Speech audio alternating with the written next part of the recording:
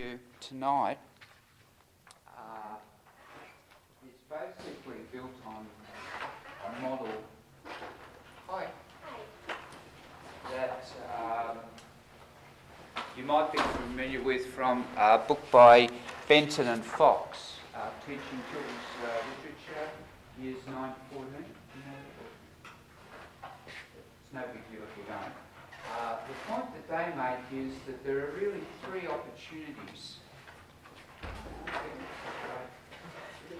There are three opportunities really to do things with picture books, and that's before you start, before you do the reading, during the reading, or after the reading, and that a good program would have a lot of surprises and not just predictable routines in what you do with books.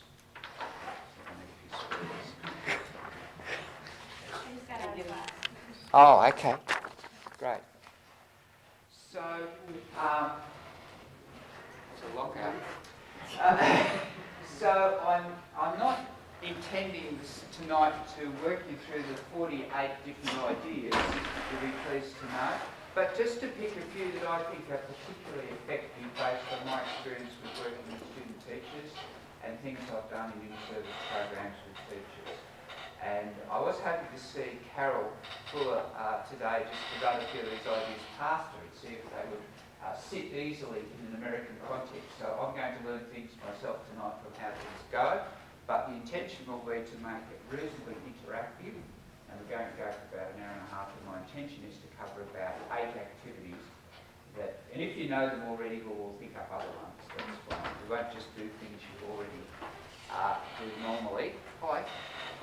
And the first one is an activity to do after you've read a story, and I've picked a story that I'm hoping most of you know already because it's been out for quite a few years, Snow White in New York. Does everyone know that? Oh no, good. Well, that's probably a promising start. And we are going to get you to participate at the end of this. Some of you and the rest of you are going to get to participate too from the people who aren't out the front. But that's down the track. So I'm sure you're aware of lots of rewrites of folk and fairy tales, and this came out in 1986 and is probably typical of that kind of book. And I'm going to read it to you first, and then we can consider this activity, and I'll be interested. We'll do it, and then we'll get your reactions to whether it's a good thing or what you think. Once upon a time, in New York, there was a poor little rich girl called Snow White. Her mother was dead, and for a while she lived happily with her father. But one day, he married again.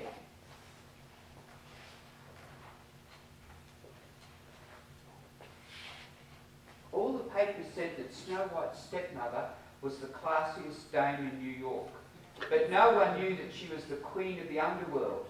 She liked to see herself in the New York mirror.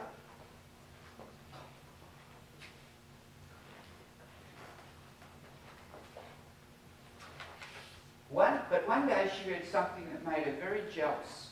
Snow White, the belle of New York City, and she plotted to get rid of her stepdaughter.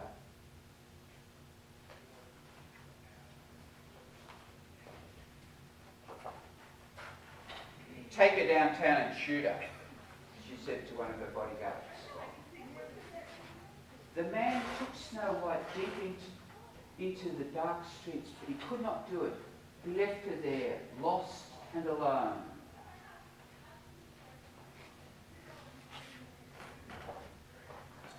Snow White wandered the streets all night, tired and hungry. In the early morning she heard music coming from an open door. She went inside.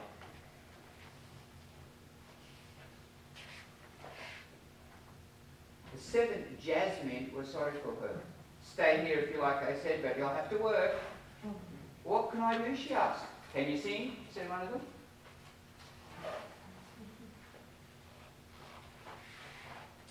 The very first night Snow White sang, there was a newspaper reporter in the club. He knew at once that she'd be a star.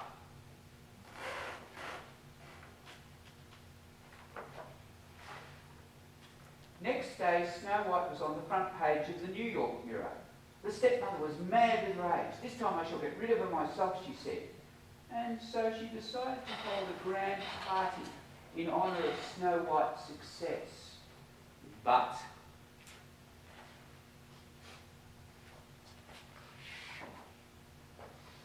secretly she dropped a poisoned cherry in a cocktail and handed it to Snow White with a smile.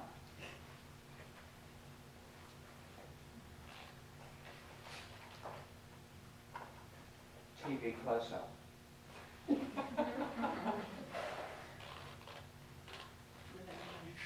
Complete with all New York was shocked by the death of beautiful Snow White.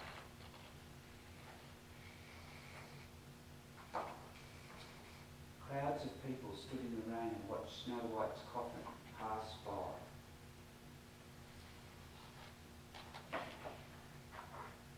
The Set and Jasmine, their hearts broken, carried the coffin unsteadily up the church steps.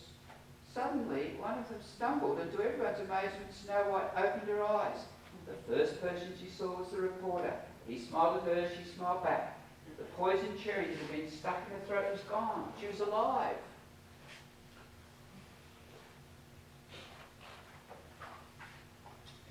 Snow White and the reporter fell in love. They had a big society wedding, and the next day cruised off on a glorious honeymoon together.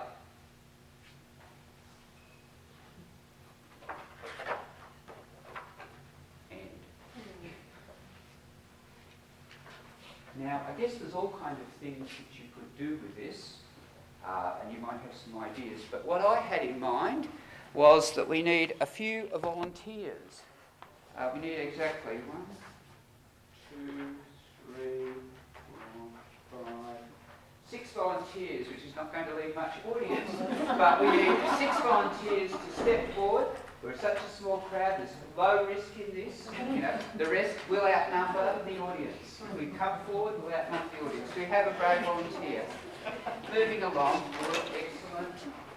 Grab your sheet. Yes, it's going to be painless. Here we are. Very good.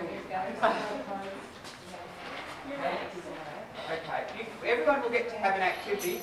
I would like the 6 people to come out the front and assemble themselves in the sequence that we just heard this story. They will have to confer with one another and produce a sequence of what happened by getting their events in the correct order.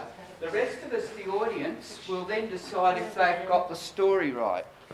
Okay, I have to be after you. So everybody's got a role. The people out the front working out if they know the story. And we're in the back deciding. Now, the interesting part about doing this is that it is a chart of feelings with cards. Now, I'm assuming you've never done this before? I hope so. We haven't done it before, otherwise it'll be a bit dull. But the idea is that if you think at the moment in the story that Snow White is really happy, you hold your card really high. If you think she's really sad, you hold it low. If you're not sure, you hold it in the middle. So you are going to make a decision about her feelings at that point in the story. So it's going to be a chart of feelings. So give yourself a moment's thought and then decide where you're going to have your card. High, low, your decision. Okay? Are we ready? Are we locked in our decisions? Once you make your decision, yep, that's right, we get the idea. Once you make your decision, right now, you need to hold it up so we can tell. Ah, good, okay, right. First of all, I'm asking the audience whether our group has got the sequence right. Are we all happy that the sequence is right? First up.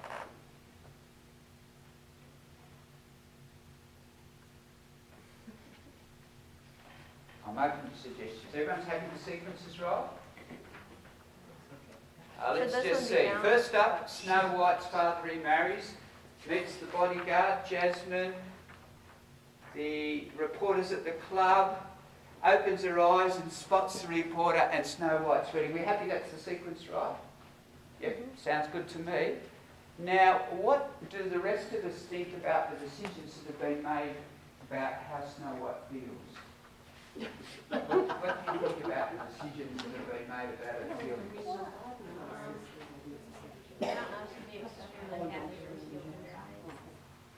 Down here? Oh, you changed your mind. I think Yeah, I should be more surprised. Scared. Yep, okay. Any other suggestions about the second last card, what height it ought to be? Yes, all right, you're very happy with the wedding. Okay, now we're on the second last card at the moment, but okay, we're all happy with that as a decision. Thanks very much. I think that one should be lower than this one. Oh, okay, you can contribute too. I think still quite needs a 7 Jasmine to be just a wee bit higher. All right. That's a good idea, I like that. What? I think it's a good idea, I like this. Okay, now can I take the cards back? We would go on a little bit longer, but we'll just stop there. Now, first up, I've already had someone saying that it is a good thing to do. Why? Why is it a good thing to have some volunteers come out the front and make those decisions and justify them about the character's feelings? Why is that a good activity? She's never read the story. Yeah, because it's forcing them to identify something and justify it and explain and interpret the story. I really like it because it's controlled coming out the front. And it's like a controlled thing, but it's doing the sorts of things that we like kids to do with literature, that is, interpret the character's feelings. But it's in a nice, concrete form that kids can cope with. If you ask them, how did Snow White feel? Well, you know, a couple of vocal kids at the front might have a view, and the other kids have wandered off in their minds. You know how it goes, trying to have a whole class discussion and get kids continuously focused on something. Whereas keeping it relatively concrete, people have got to make a decision, people up the front have got a role, people in the rest of the group have got a role, and you've got a nice set of arrangements for thinking about it. That's a very simple model of happy-sad. However, that's just one thing you can do. If you've got an axis of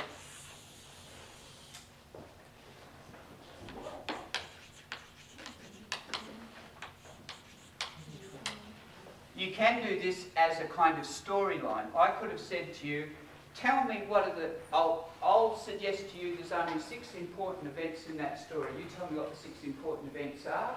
We then could have plotted on the board the 6 important events. Snow White does this, Snow White does that, Snow White meets the what have you, the bodyguard, the 7, gets married. I could have written all that out, and then I could have asked you, I would have got a volunteer to come forward, and we're saying, this is a chart, high on the board is happy, do I have a volunteer to come out and put a tick on where? So we could have done this all as a kind of interactive board thing as well. So what I'm saying is that this is just one variation. The cards is like a physical variation of doing the board as a way of concretely focusing your thinking about the story. Once kids are familiar with this kind of way of trying to make a map of feelings, you then can vary the axis. You can have brave, foolish. You can have the reader, where were you happy, where were you sad in the story? Characters can be strong or weak. Wise or brave, rushing ahead of myself, the opposite of brave isn't foolish, but brave could be weak. Or you could have wise and foolish. Any kind of split that you're likely to get in character types can be done as a chart, or it can be done as a board kind of sequence of activities for the class to have to think about. The beauty of it is that it's nice and concrete and pins kids down, and you've got something that you can focus on. Because if you're trying to have a whole class discussion about what did the characters feel like, well, best of luck. Best of luck if you can keep everyone focused. Whereas if everyone has to make a decision, because you could prepare this as a card in advance and hand it out to everybody, or you could generate it like this, or if they've done this a few times, you can turn this into something they do. They can prepare a a chart that they can then have other people attempt. So the whole idea of that is that it's a structured way of thinking about characters' feelings or reader feelings about the text. I'll just stop there and just get any comments or any reactions to that. Does that? I'm not sure from your reactions what reactions you're having. Does that seem reasonable? Does it seem as though that would be a nice way of structuring an activity? Low risk to you, high chance of some learning, in that they have to identify, justify their views. And it's nice and concrete and pinned down. Whereas if you ask anybody what did the characters feel, that's a pretty abstract question.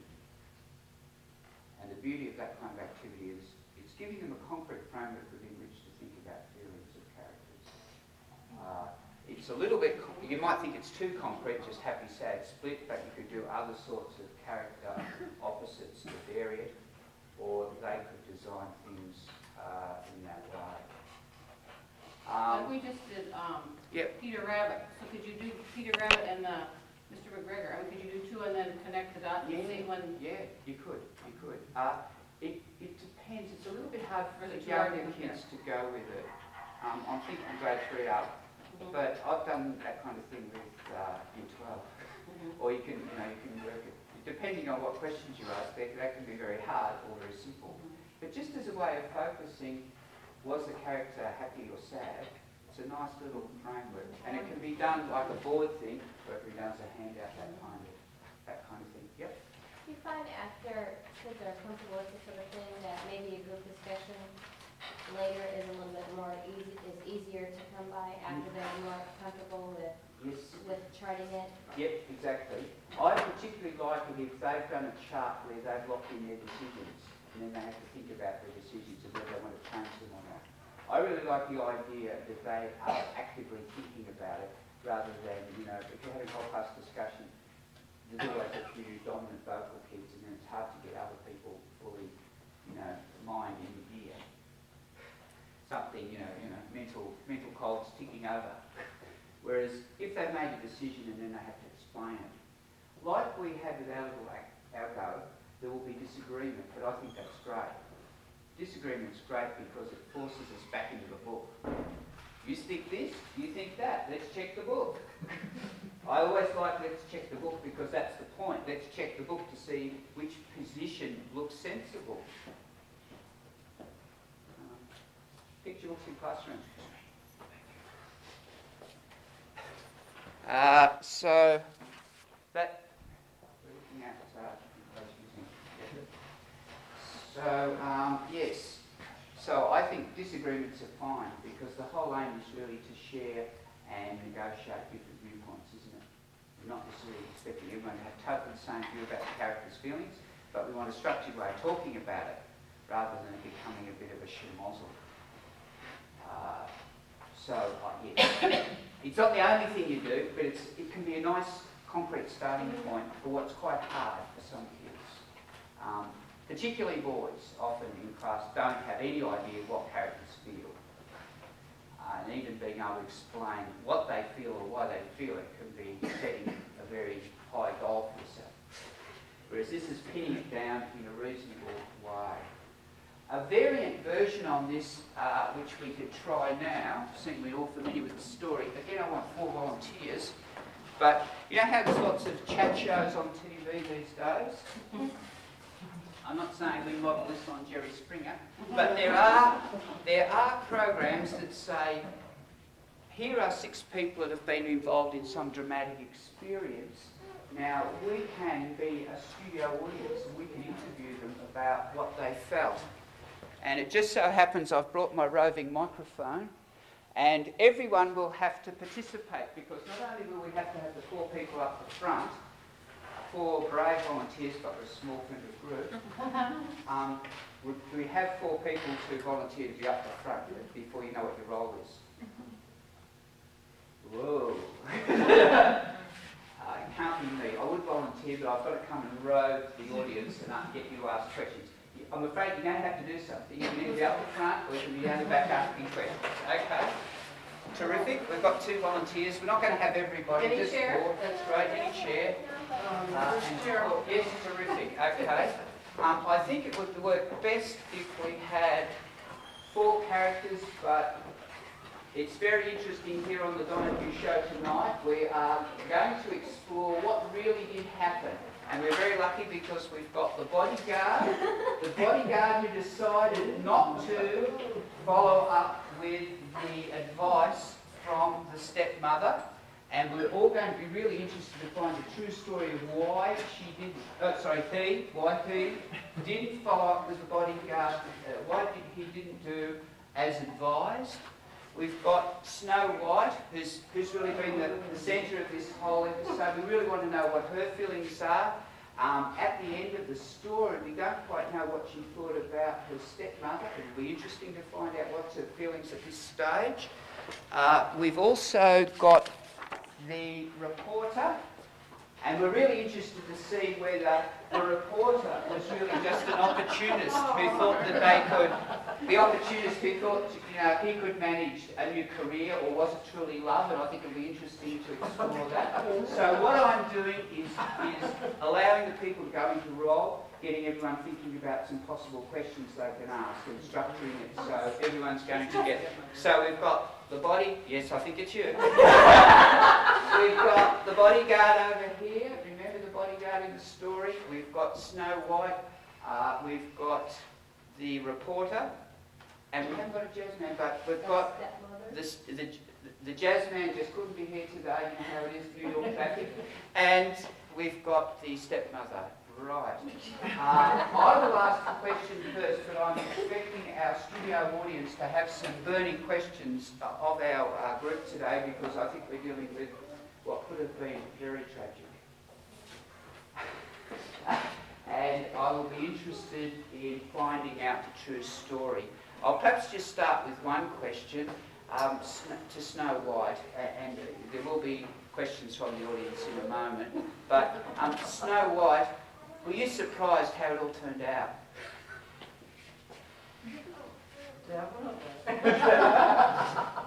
Right. Perhaps now we could get just a statement from each of our people before we turn over to studio questions. Is there anything, I know it might be dangerous with your boss here, but honestly, I think we can give you, some safeguards that you'll be safe to say what you honestly feel here. But is there any statement you'd like to make at this stage as the bodyguard? All I'd like to say is that I was afraid of her, but when I heard her voice, I just had to do it Snow White. All right. So you respect, as a singer, or you just respect that she had a soft voice? It was a pleasant voice, and just made me want to do the right thing. Good. Okay, thanks for that. Is there anything I'm that very you want... happy that the reporter came to my rescue. Right. And the reporter. Now, is there anything you'd like to say about your side of the story? All right. Thanks for that. I'm sure our audience will have lots of questions. So it was love. You weren't just seeing her as a financial opportunity for your career. It was love. It was love at first sight. Okay, right. I'm still jealous. We don't really know what happened to you after the story. Did you sort of forgive and forget? I don't know. I thought you died. Right. Well, look, I think our studio audience may be interested. Do we have any I'd like to questions? know what happened to my father. All right. He couldn't be on the show tonight, and I'm not sure. Do we have any studio audience questions that would be directed to one of our panel who has kindly agreed to present their candid side of the story? If I was in class, I would compel every kid to ask a question through. I wouldn't let passengers. So I'm just saying, I'm going to come and I wouldn't let people just play passenger. Yes? Snow White, when did you first realize your new stepmother did not like you? First day before they even got married. Okay. What were the signs? Or the signs? Yeah, the signs. She never wanted me to be around. Right, do we have a question on this side of the audience, please? A question to somebody? Who on the panel? This is for Snow White. Do you It's you. think you can forgive your stepmother for what she did to you? I think so. I'd have to have a long discussion. Yeah, that's good. Do you have a question for me about that? Yeah, as a reporter, weren't you compelled to write about this story in the newspaper? And what did you write about? I was very compelled, but I try to keep my personal life out of the news.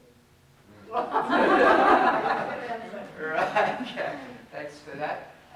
Do we have questions? Why did you fall in love with that person? Who are you directing the question The to? reporter. Oh, it was love at first sight, and then I couldn't resist. It was the voice. The voice? Or? What? Did Yeah, well- everything. Good, okay. And one more question, and perhaps we, not to Snow White. Snow White's had a fairly heavy run with the questions, do we? Are you That's two stepmoms, are you still with her father? Yes, we are. We're still together. Right, good. That's good. So good. Can we thank our volunteers?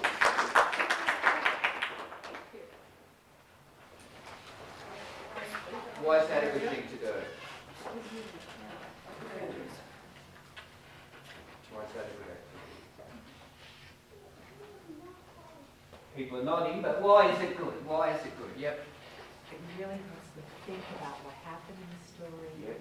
and how they might react and might have did the Yeah, character react. yeah. It's a very good way of getting them to empathise and to think about the situation. And Remember it just that. allows a nice interactive thing. The beauty of those shows is they're tightly structured. And what you do is you just impose that structure on the classroom. Whereas it'd be very hard to get that kind of thing to happen any other way. Whereas people, they're willing to go into role. Everyone kind of knows the routine. And you can use that routine to deepen understanding of motives and causal factors in the plot. And if people start saying answers that are way off the track of the book, well, you're the host, or you're Donahue, or you're Ricky Lake, and you can hammer them back on the story by saying, but hang on, in the book. And so you can use your text knowledge to control it back to getting good, sensible answers consistent with the information in the text. Yeah. Is it good to promote the talk shows to? Yeah, I think there can be a danger if you do that all the time.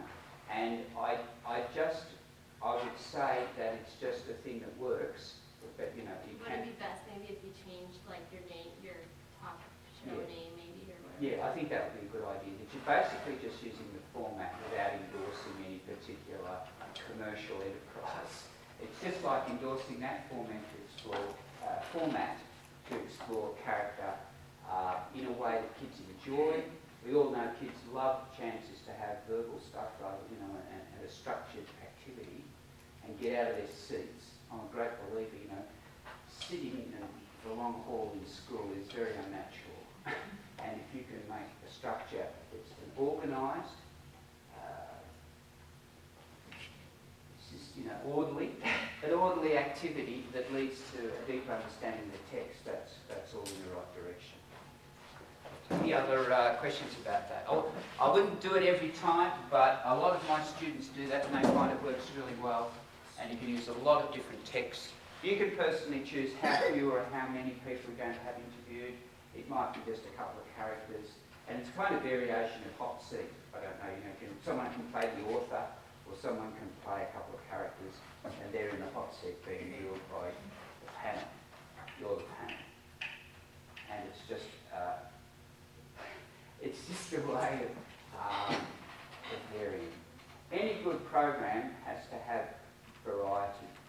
It's no good if every time we do a book it's the same old routine with it. It's also possible to do, I'm assuming you know about these, and I don't really want to do it because it takes a while to explain it, but you know about sociograms? And using sociograms for story? Some do, some don't. Well, Can I just cover it really quickly? Really quickly. Basically, it's another way of drawing a map of the story and the feelings of characters for one another. And you would do it probably by practicing with a few simple fairy or folk tales that kids know quite well. That is, I would do it with a few demonstrations of, say, folk or fairy tales like Little Red Riding Hood. How many characters are in Little Red Riding Hood?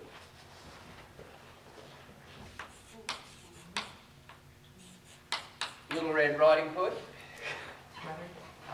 Mother, grandmother, wolf, and woodsman. We'll have WD to distinguish. I'd write them out in full. This is just really quick. Who's the main character in the story? Yeah, but the next question is a very important one when you're doing this. Why? What do you got to be, or what do you got to do to be the main character in the story? You've got to be in every scene? No. You've got to have the book name about you? What do you got to do to be the main character is a good question to ask kids. And get them thinking about that in terms of a couple of fairy tales and folk tales. Surely the woodcutter is the most important. You could have discussions about who. To be the main character, do you have to have the biggest impact on the story, on others? Or do you have to be in the story for the longest time? Or what are you going to do to be the main character? Leaving that aside, that's an interesting question to ask kids, but not now. What we would do with the sociogram is we'll say, yep, sure, we agree. Little Red Riding Hood is the biggest character, it's the most important character. Who's next? Big circle for biggest character. Next character, slightly smaller circle. Just to show they're slightly less important. Wolf, we've got agreement on that? Good, okay. Slightly smaller circle. That's the wolf. Who's next?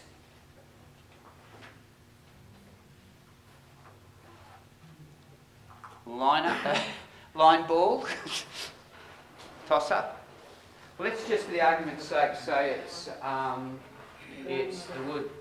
It's the woodcutter. Woodcutter, right? And that would leave Granny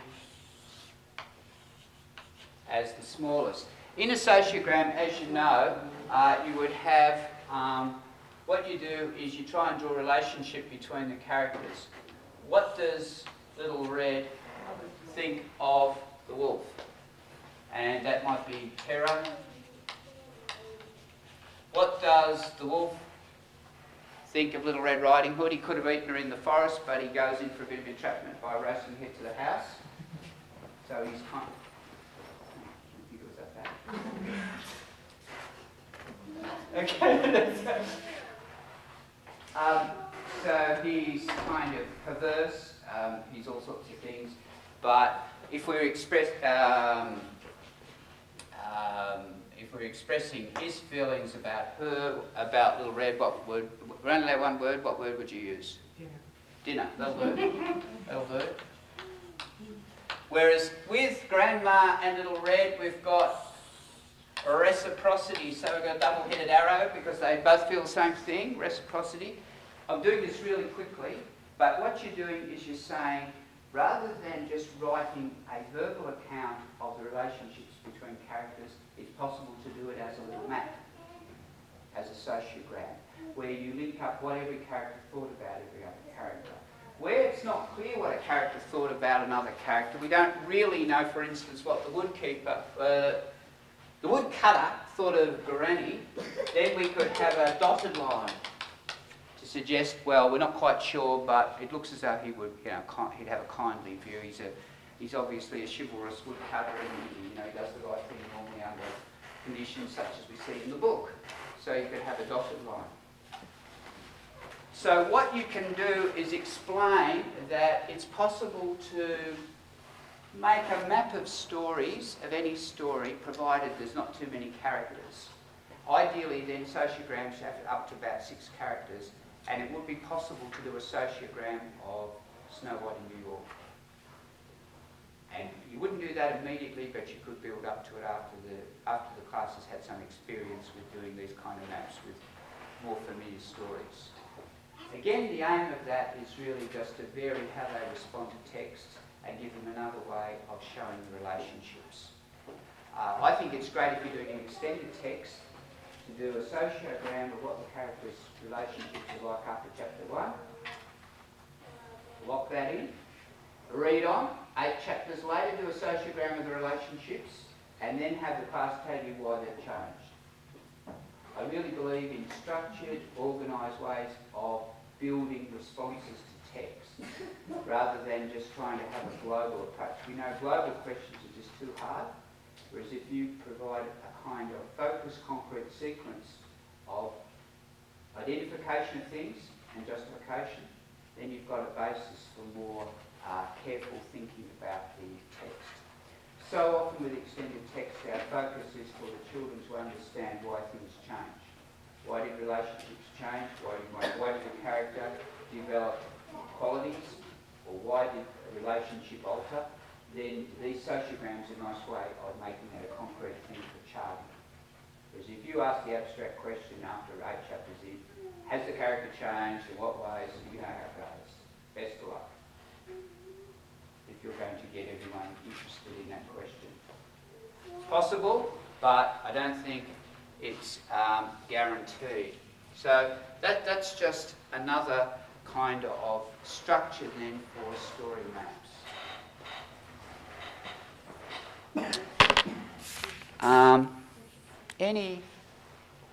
I'll just stop there and just if there's any reactions or any comments or again, kids hate sociograms if they do them every time they do a book. Don't do it every time you do a book, they hate it. But if it's just an occasional thing,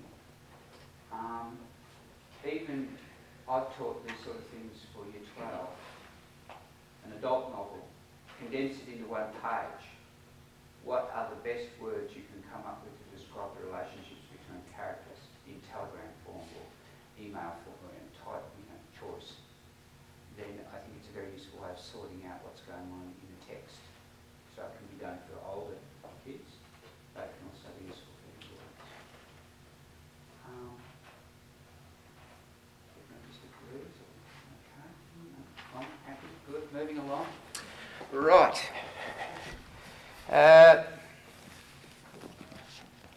Often books don't get treated in class because even though they're kind of interesting, the teacher can't work out what to do with them. And I bought this over in the campus bookstore, so I was pleased to know you can get it in America. It's a book I quite like, and I'd like to just explore some ways of dealing with it or get your ideas. And again, I think it's an interesting text. So often when we're using books, we need some way of focusing the discussion.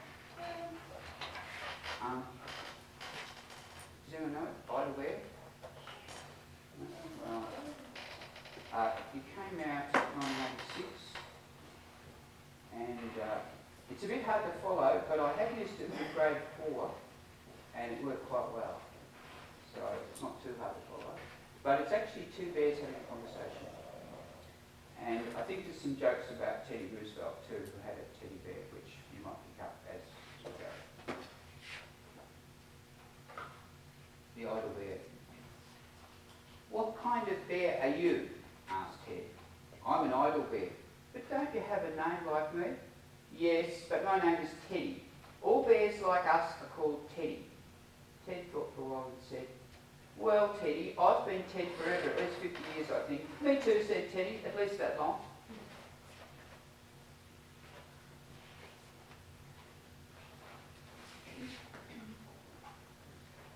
We could be related, thought Ted and Teddy together. We are related, announced Ted, pretending he'd known for ages. How can you tell, Ted? Challenged Teddy. How do you know? Oh, I just know. Everybody has relations, I think, especially where I come from, said Ted, beginning to wish it wasn't so.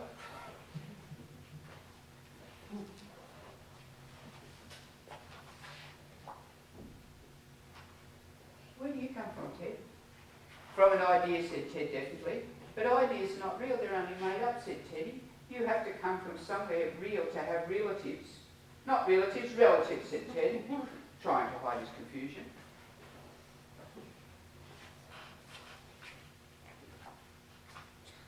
Ted remembered that everybody here that had come from up the street and said, I come from up the street. What street? Questioned Teddy. In desperation, Ted said, up the street next to your street. What happens up the street? That depends, said Ted, now really confused. That depends on everything else that happens. That should do, thought Ted.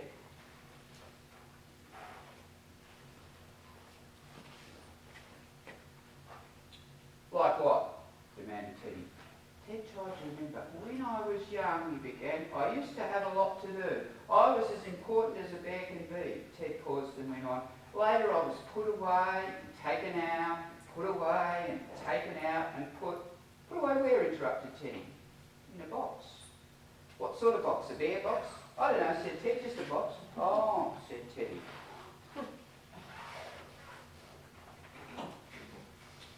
Have you got a growl? Said Ted.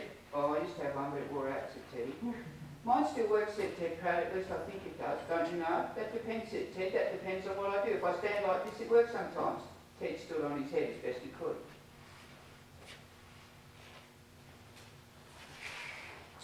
Then he bent backwards. It's something to do with my tummy, but I've never seen it, Ted said, and stood on his head again. It's a very small growl, Ted, said Teddy. It's better than a worn-out growl, said Ted, feeling challenged again. It used to be very loud. I used to be full of growl when I was young up the street.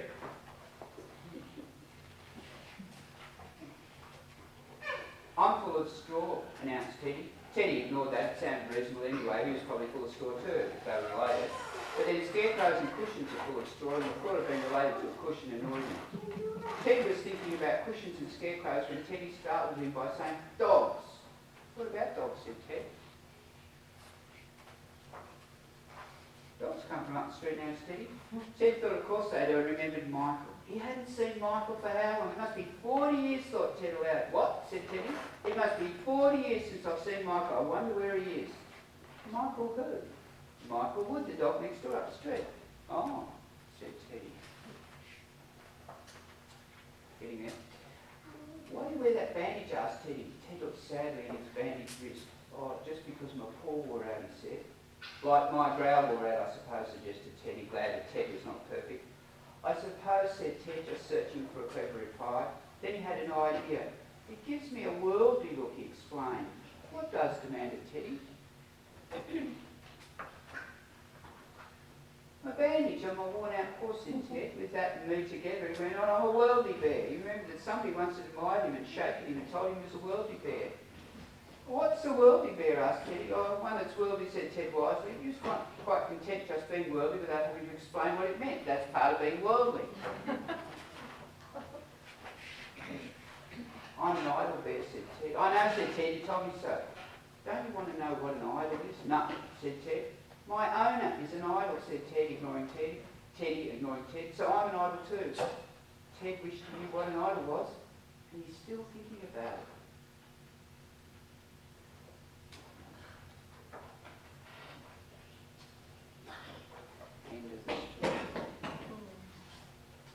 Now, I was trying to think about how you could use this, and any suggestions that you'd like to make about how you could use this to make this interesting and give kids some kind of entry into it, given that it's quite hard.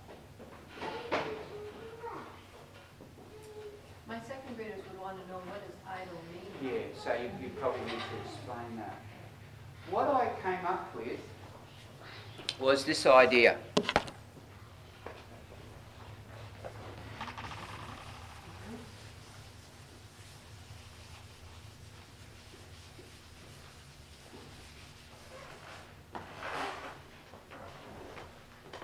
Grade 4 kids, I handed out a sheet of paper, but you can work in pairs on this. Having heard the story, I'd like you to think about all the ways in which those two bears seem as though they're really old and all the ways they seem as though they're really young. I'll just give you a few minutes to talk to the person next to you. Old, young, all the ways you think they seem as though they're really old.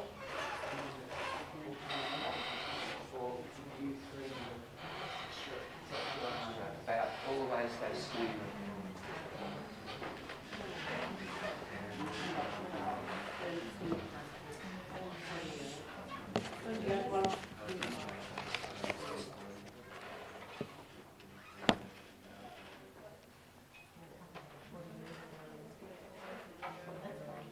We can